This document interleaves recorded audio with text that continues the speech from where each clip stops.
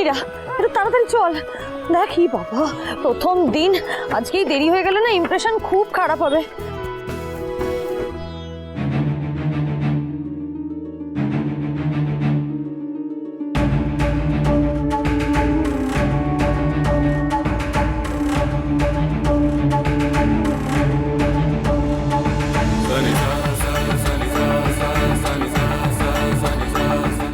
টিয়ার সঙ্গে খুব ভালো থেকো বদিদা।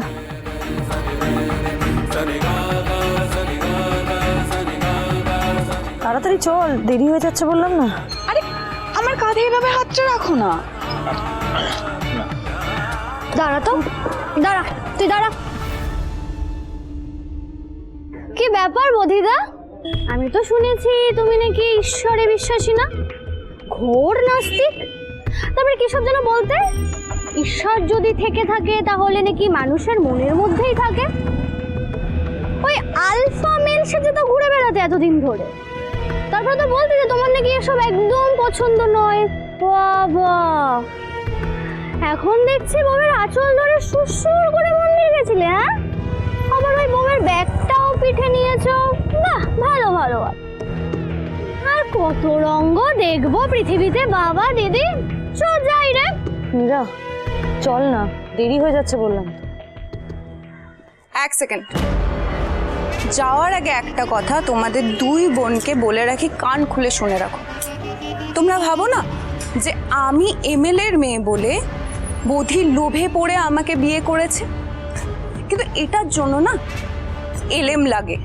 আর ও তো কিছুদিন বাদে পার্টিও জয়েন করবে। কিছু লোকের মতো বেকার হয়ে ফ্যাপে করে অ্যাটলিস্ট ঘুরবে না।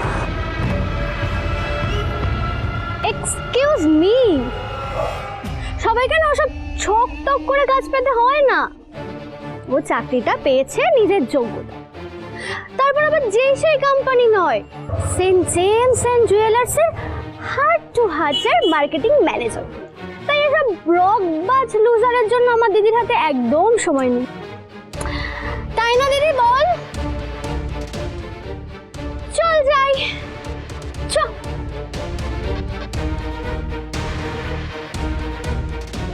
বলছি এলা সেনদের ওই হার্ট টু হার্ট অ্যাপের কোম্পানিতে চাকরি পেলো কিভাবে? বুদ্ধি, তুমি এত কি ভাবছো বলো তো? ওই এলা চাকরি করে ক টাকা কামাবে শুনি? তুমি আমার বাবার পার্টিতে জয়েন করে এভাবে দু হাতে টাকা গুনবে। চলো তো, এসব ভেবো না, তুমিও না।